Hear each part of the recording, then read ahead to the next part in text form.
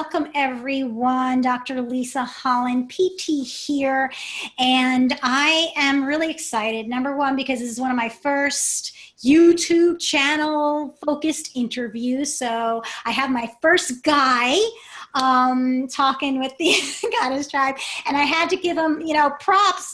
This is Eric Christensen from out in Arizona. He contacted me about an idea. It's similar to what, lifestyle stuff, mind, body, holistic system, working maybe not in an off the beat approach to the physical body kind of way. And it just came at the right time when I was planning my stuff. And I said, yeah, you could be my first guy on there. So awesome. So you'll always be known as that, my first on my show, on my YouTube show.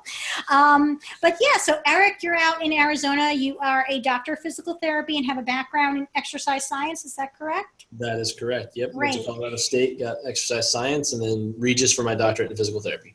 Awesome. So you have, I know we're going to be talking about your new book that is coming out, and when people see this, it'll probably be out already, Breathe Better book. So I want to make sure that, everyone will have those details and everything either in the blog or underneath. So we're going to get into that a little bit, but why don't we start out with you just kind of introducing yourself. Who are you as a practitioner? How did you get into, you can say a little bit how you got into physical therapy, but I'm really wondering, how did you even get into sort of approaching this book, the Breathe Better book?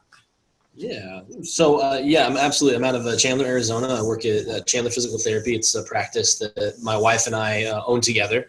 And we started that about 5 years ago. We weren't really satisfied with how physical therapy was being run, in kind of that corporate setting. We wanted a little more hands-on time. We wanted a little more control to spend the time we thought we needed on the patients. And so that's kind of where this whole thing started. The book came about.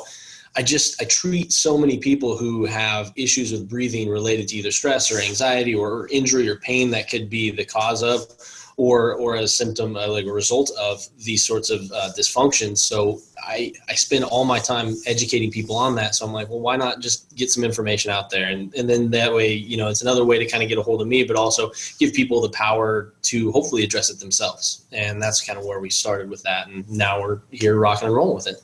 That's awesome. And I know that I've seen you sort of, through Twitter and my Periscope days, and I should go back to that. But, so I know you sort of been in that little bit more holistically or lifestyle oriented approach to physical therapy. And so was it just seeing it from the outside, or did you see it in yourself? Were you working with breathing, or do you have anything that you're noticing now that you've been researching this so much for this book? Yeah, I absolutely, for me, it was kind of chronic neck tension. Obviously, as a business owner, there's a lot of things that I'm spending so much time with.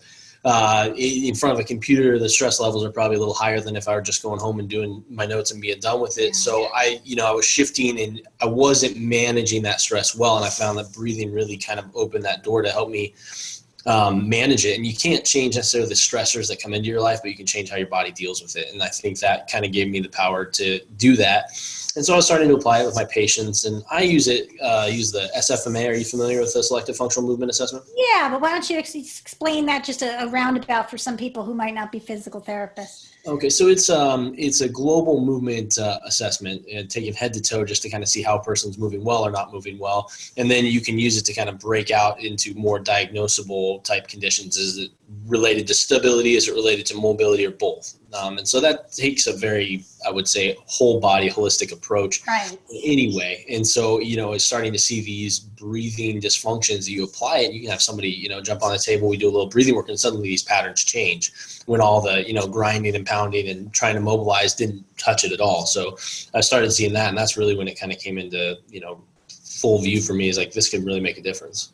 Yeah. And I think that's awesome, because giving people, I know on your website right now, you're giving them the first 2 chapters. So it's like a no-brainer to kind of get on board. And we will definitely, why don't you quickly say that website, but we will have that in the show notes. Yeah, it's Chandler PT is in physical therapy. So chandlerpt.net/breathe better. One thing I noticed, like you were saying, is that with that full body assessment, I think, for me with yoga, You know, that's what I loved so much about yoga. It's like it's kind of that functional movement screen embodying it. And me as the non-physical therapist or as a physical therapist, like every time we get on our mat, we're basically going through that head to toe, in and out, and obviously very, very linked. In fact, I know with my practice, way before they were talking so much about the resiliency work and the, the neuroscience of vagal tone down training and doing all of that stuff. I know I felt it so much in my practice of really thinking about, logic and saying, wow, when I am stressed, when I'm upset, what's one of those things, like when I'm really intently, working on something or upset, I'm going to see my breathing pattern change. And so could I know, always being the little scientist, I was saying, could I improve sort of that stress response from literally just focusing on my breath? And actually that was one of the first things I did, is with my little like physio yogi hat on to see how it would affect the body, is I focused on keeping the breath as if I was just sitting there having a pina colada instead of being in that hot class. And surprisingly to me, I actually improved my aerobic capacity, because I never was really good on the Stairmaster, and I didn't notice it till I went and did a Stairmaster like 2 years after I had not done one, but I had been practicing yoga in that way, and I had so much better stamina. So if I ever had a really deep desire to do research, which I don't right now, that would be one of my studies. Does that make sense to you? Yeah, absolutely. It's, if you're getting better air in, you're going to get a lot better air out, and you're going to optimize the body for efficiency. Definitely. So I love, another thing was I was a dancer. So I think, dancers, runners, skilled runners, yogis, obviously, like I said, the most efficient athletes, the most endurance athletes, it's almost like that's part of the normal training, and we get higher performance. And in Eastern medicine, the breath, like in yoga, prana is like life force. It's like there's a whole science, pranayama, of that. Like the whole book in the medicine book of Ayurveda is just like working on understanding that for vitality. And why do you think Western model, like why do you think it's been ignored so much until it was so disease based that like you had to pay attention? Why? What do you think that disconnect was? I think, particularly like Western side of the world, you have a cause and effect, and it's so just black and white, and you drive through this thing. Whereas Eastern is so much more holistic, and you're looking at the person, not necessarily disease process. And when you see that the person operates better, then the disease process doesn't have as much chance to like flourish. So in Western medicine, I think we're so scientific and engineered and linearly thinking, it's hard to think outside the box that something like breathing could really change disease processes, and particularly musculoskeletal. If it's tight, you stretch it. You don't breathe to reduce sympathetic nervous system tone. It just doesn't necessarily click with our Western nerves. I know, but the frustrating thing to me, and I don't know if you feel that way too, is like, but now we do have the science. Like we have a whole bunch of like polyvagal theory, really good science. And we have, evidence of not just because your oxygen saturation rate went up, but that your whole response, your resiliency has improved from this type of thing. So I would think that, this book, is it more of like a how-to book? Is it a explaining the science kind of book? Like how could I use this now that, I'm not going to go research a bunch of, that's one thing I think sometimes the practitioners don't get. Nobody cares about the research. Like we can hardly critique it as it is. Yeah. And they're not going to sit and read it. They're just going to read like the synopsis that might be a well-critiqued article, might be a quality article or not. So how can this book make it easier for me to maybe apply some of this stuff you're talking about? Yeah, so the book itself was written with the average person who has no idea about physical therapy in mind. It's written for the user. And so I try to do it in a way that's simple to understand. I feel like you need to understand the moving parts before you apply it, to educate people on the moving parts. And then we go back and we talk about actual techniques that you can use to apply day to day and what those techniques are used for and possibly how you can apply them. And I'll give a sample progression of things that I use as well. But I think, one of my big stressors was just educating in a very simple manner, kind of the main components I see with breathing, and then incorporating those into the techniques that we get to. Awesome. So does everyone is that like the philosophy over at Chandler Physical Therapy? Is everyone sort of, bringing in some of this stuff to help? It's funny because we all kind of start to mirror each other a little bit, but we all have our little sideways looks at things too. But I think people, particularly because we have some students here and we do some teaching, that people see and then you're like, okay, look at this, and you're teaching the student to apply this, and suddenly they see these changes, and then you get even more patient buy-in, and then that, your other therapist is kind of looking across the room like, oh, that worked. I have a patient I can apply that to, and then you start to really kind of tap into, wow, this stuff really does work, and it's unfortunately it's so simple. How can it be the answer? It's something we've done from when we were born to when we'll die, and it's like, well, how did I know that it was going to be this easy? How did my neck pain just suddenly go away when I started breathing right?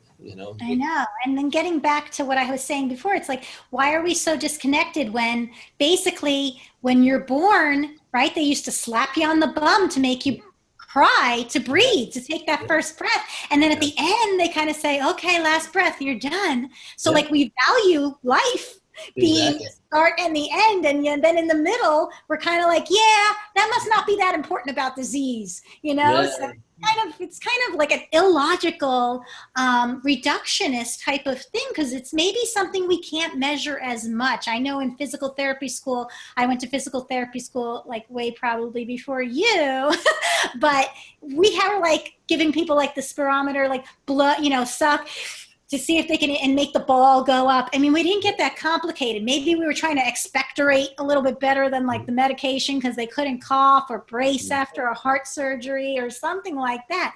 But I mean, in truly understanding breathing, I have to say, I think it was the yoga therapists and the yogi coming in and some of that. There's so much more science, especially with kids and working with them with yoga versus like physical therapy or some of the movement sciences that, I gotta like pat them on the back for having that science of thousands of years to sort of us to study. But I think books like yours are going to be important to, again, have that conversation, maybe from a structural, I'm hearing, and it's like a little bit more of a structural body approach, but understanding how important that might be to even emotional health. I mean, even, like if you can't breathe well, let's say you're having sleep apnea and you have fatigue, and I mean, we're even seeing science of that feeding into like not digesting well, getting all off of your circadian rhythm. Do you see a part 2 in your future with going into some of that connection? Definitely. I've got a couple ideas actually coming down the road because, one of the things that I really like to do is gear a book, similar topic, to more towards practitioners. And kind of this is more of the scientific side in terms of this is why we want to do it for your patients. And then coming into what all other things, because as a physical therapist, I spend a lot of realm of, physical neuromuscular type situation, but, there's a huge emotional component. There is a huge digestive component. There's such a way to control chronic pain even with the breathing, and it's, vastly underutilized. When you look at the diaphragm, I mean, it's the coolest muscle on the face of the planet. It attaches to itself. It goes, all the way up to your mid-thoracic region. It goes all the way down and attaches to your lumbar region. It's got such a profound effect. And if you can just use it right, you set the stage for great success for a lot of different things. And it's so intimately tied into our deep core, our activation for like bracing ourselves, or even before we initiate movement through our limbs and things like that, that it's got to have.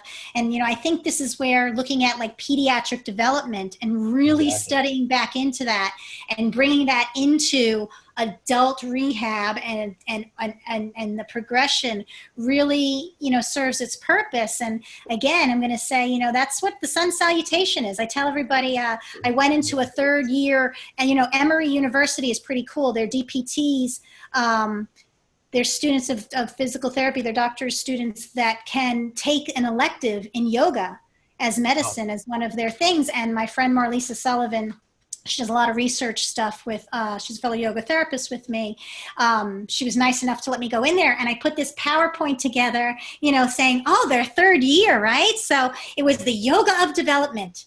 And it took them, showing them how like the baby going from like extension and then what it moves through to year one in movement basically was the sun salutation. And I got a bunch of faces like this. And I was like, ugh. But, you know, I think we kind of like, you know, but, you know, working the breath, just looking at how like a baby deals with breath, you know, how they, you know, apical breathing, and then like high guard when they're, you know, unbalanced. So it's just like that's all nervous system. And if you ever tried to hold down a baby, it's really hard if they don't want you to. They're strong for their body type because they've all earned their stability. And they can hold their breath crying, like in between those cries, and you're like, are you alive? Are you okay? Exactly. Quite amazing. Your book, you know, looking really quickly at some of the early stuff and just hearing you on some other podcasts. I think I was listening to the Final Surge podcast. I was listening to you on. It reminds me of a book, I don't know if you're familiar with, The Anatomy of Breathing. It's by a French author, Blandine Germain. And she, you know, she's a movement worker, dancer, you know, that kind of background, movement therapist. You know, they don't have as big there's movement therapists doing kind of therapeutic dance work and stuff like that in other places. But she has, you know, that might be something you might want to look at too, because she has a very similar, I'm going to try to look, but she's got like the anatomy and different breathing and breathing through different parts of the body and stuff like that I think, you know, expand so much on, like, for the practitioners. This would be too much, I think, for, she sells it on, you know, but it's too much for, like, your book is way better for like the everyday person. But looking into that, I definitely think that someplace a physical therapist should go, and you're the one. So I look forward to that. Thank you. Yeah, it's exciting. So is there anything else, like, about breathing or your book or just things that you've kind of discovered that you want to make sure, like, we talk about or communicate? You know, I think in terms of, you know, going back to the breathing side of it, is that the cool thing about this is, you know, we all go in and we want to do harm. If you teach someone to breathe, even if it's not something that is going to maybe change all of their symptoms, you're not going to hurt them. You're actually going to improve them no matter what. So for me, it's almost included in every single evaluation I do. It's just like, let's teach you how to do this. You have the knowledge to do it, and practice it a couple times a day. You know, it's the doing part that I think is so hard. We have so many things coming in now that we've got our phones and everything that way. We have so much stimulus. The ability to sit down and relax is harder than to tense up. So we spend more time tense. And, you know, breathing is one of those few ways we can tap into the ability to relax and tap into that parasympathetic nervous system volitionally. And it's there if you just do it. And I would stress that to anybody, like, just breathe. It's probably going to make you better. Right. I mean, it really can't hurt unless you have some issue where it does hurt. Then you should go see your physical therapist. Exactly. Probably do some to get that assessed, see if you need to go to the doctor or anything like that. But do you have a little mini something that you could share with the audience, maybe showing you do something or something that you do commonly with everyone, like some sort of assessment that they might not even be thinking of, but maybe they look at themselves and say, oh, I have that, and maybe I need to get his book to understand it better. Yeah, I guess what I would say is that if you're looking at breathing patterns, take a big breath in right now and see what part of your body rises. You know, is it your stomach or is it your shoulders? Do they come up here? Because that's going to clue you in, and most of us will be here. right Breathing through like that. air in here, and then we come back down. And so if this is you and you're getting air in here, then you're not using your diaphragm to the same effect that it could, and you're overusing all these accessory muscles of respiration, which lead to, chronic neck pain. You could have, thoracic outlet type syndrome, where you're getting the numbness down because the scalenes, which are these accessory muscles of respiration, are pinching down on it. The nerves and the vessels go into your arm. So any number of kind of neck issues, headaches, chronic headaches can be tied into probably poor breathing patterns. 10, 20,000 breaths a day. If you're getting it here instead of down here, you're going to have tension no matter how much you stretch. And so, right.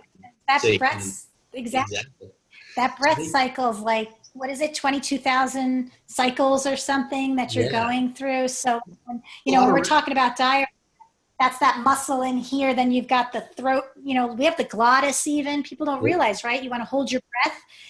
You're going to close up and put that tension around the neck that feeds into the head. And you're doing that cycle.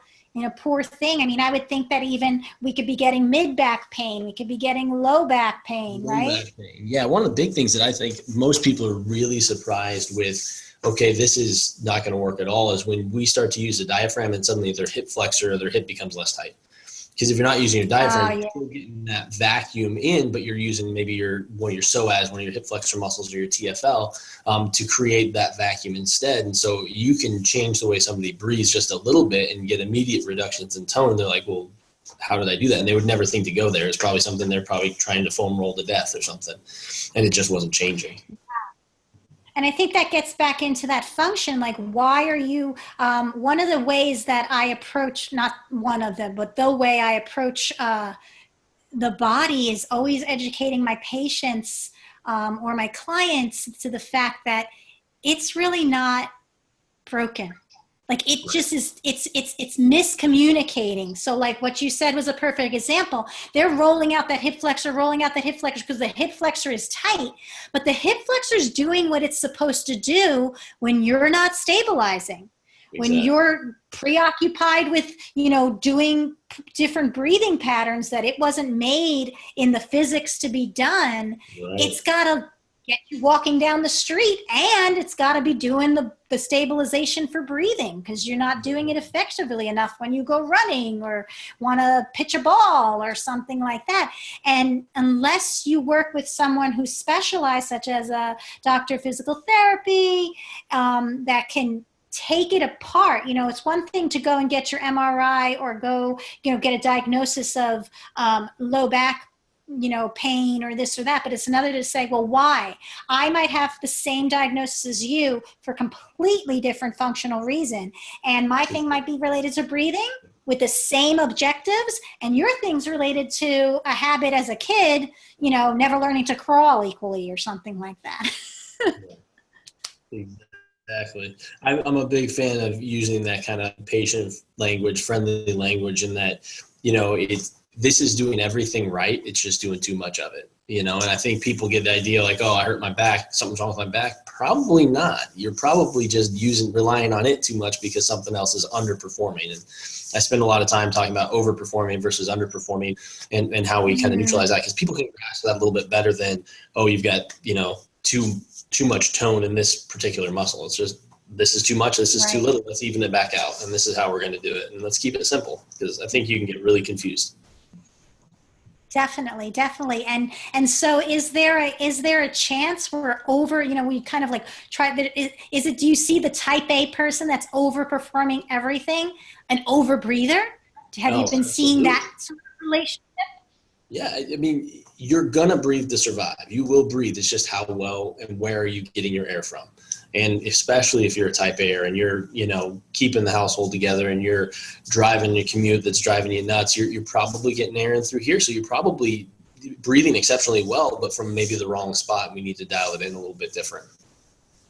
Definitely. Or if you're like a teeth grinder or something like that, you're already so like neurologically predisposed to put that tension here. Chances are when you have tension with breathing, especially if you don't have those levels you were talking about, and I want to include, as a women's health expert, the pelvic floor. We sometimes forget that's a diaphragm that breathes as well. And when that top one is out of sync, you're going to have a problem at the bottom too. So, The whole you know, one there's cylinder. so many layers to, again, keeping it basic. I just, you know, on my Facebook page, I write like today's kiss, and it's like, keep it simple and sane, or keep it simple and spiritual, depending on what I'm doing. But it really Yeah. is about keeping it simple. Yeah, it is, And because you breathing get, has to be simple. yeah, it needs to be easy. It needs to be not rushed, and it needs to be simple. And it can be, but you know, to slow down and just relax is so foreign concept to so many people, particularly in like Western civilizations. The priority is, you know, you're going to hustle and you're going to go and you're going to do a great, you know, bit of work, and that's what we should do. So why should we slow down and stop when we, you know, got to keep going?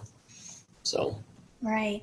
So tell me a little bit about, so, you know, how are you dealing with stress? You're CEO, you're working with your partner in life as well as your partner in business, and, you know, writing these books and doing this business thing, and have your family. Do you have children?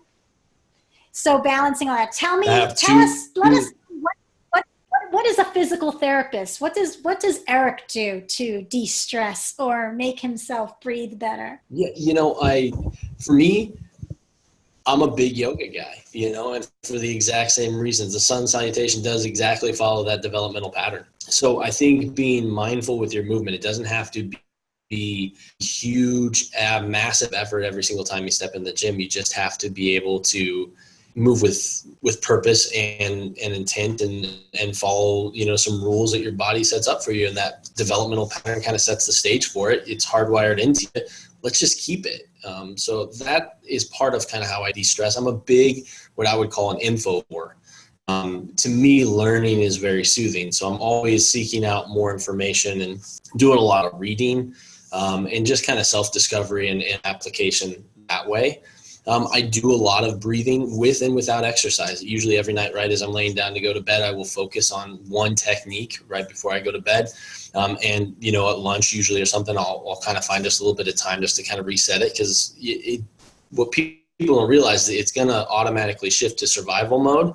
If you're busy, it takes you to kind of step back and shift it elsewhere. And so I think for me, just finding that time to kind of calm down is getting 5 minutes by myself to focus on my belly breathing. And then, you know, I've got my family, I've got 2 kids with a third on the way, and, you know, spending time with them, although it can be incredibly frenetic and energy, and you're running around, but it's a mindset of being happy, which I think helps me de-stress the most that way. You know, I'm enjoying the time. It's not a burden. And that in of itself, even if we're doing a bunch of activities, is huge on stress relief. Yeah, because it's so important. I mean, that's you know, so many healthcare providers getting stressed out and Absolutely. unhealthy, that we need to really be practicing what we preach, because we really can. I always say, you know, you're not going to yell at that guy or gal that can't get 10 minutes in their day when you're not getting 10 minutes in your day. You know, And it's there was really, a really hard. time, yeah, that I Those are was. really great tips. It was, you know, I had to sit and reassess, and I had to develop some time and carve some time out for me, because it was a hard push. I wasn't doing it for a while, and it was showing, and, you know, I was gaining weight and my neck was tight. It's like, what, you know, is going on? But, you know, it's hard to Right. take time away, but if you put time towards you, you have the energy to go elsewhere and do all the things you need to do in your day. And instead of surviving, you're thriving. And I think that's huge. That's so true. So, Eric, where can we find you? Where is the best places for anybody to? I know you mentioned the website for the book. What about if Yep. I'm like, oh my God, I'm in Arizona, I'm so close to Chandler. Where do I find you? How can I get in touch with you? Where's the connection socially Yeah, and physically? absolutely. Well, I'm on Facebook. You can go facebook.com/Chandler Physical Therapy. Twitter is, let's see, Chandler_PT on Twitter there. And then Instagram is also at Chandler Physical Therapy for the social side of it. Website is chandlerpt.net. That's where, you know, all the generic services that we do, and a little bit about the bios of our therapists, and kind of how to get in contact if you're interested in scheduling an appointment or just chatting in general. We always have links available to chat with us. So let's say, and then you can reach me by email at chandlerphysicaltherapy@gmail.com too. That's awesome. Well, thank you so much for being, like I said, the first guy in who got his Awesome. tribe vibe talking here. One of many, I hope, that we start having these conversations. I hope maybe one day I can have you and your wife maybe on, maybe talking about that whole like CEO side and balancing that with me. That would be awesome. Yes, Get to meet her as well. And, you know, I definitely the hope that everyone who's listening here takes advantage of at least going on and getting those couple of chapters and starting those conversations, whether you be, you know, this might be a great place for a practitioner to forward something to someone for home, you know, home program, as well as obviously the general public getting some basic information. Yeah. So thank you very much for taking that step up and getting yourself out of the clinic in some way. Well, thanks so much. Did you have a good time? I did. It was great. I love talking about this stuff, and your mindset is so much like mine. I could go on for hours about it and geek out. I know. So we'll have to have lots of chats and casual talk. We could just be friendly talk. We'll have to talk more on Twitter. I've been off for a little while on my Twitter. It's prioritize your energy. You know, I'm an Instagram and Facebooker to some extent, and I have some private groups that I work with, but it can get crazy, you know. It can. And you know when you're not well, you gotta figure out what you're doing. But awesome. Thanks so much for reaching out, Eric. Awesome for you to do that. And I'm really excited to see where the Breathe Better book goes and everything goes on for you. We'll definitely keep you updated. Thank you so much. Thank you. Take care.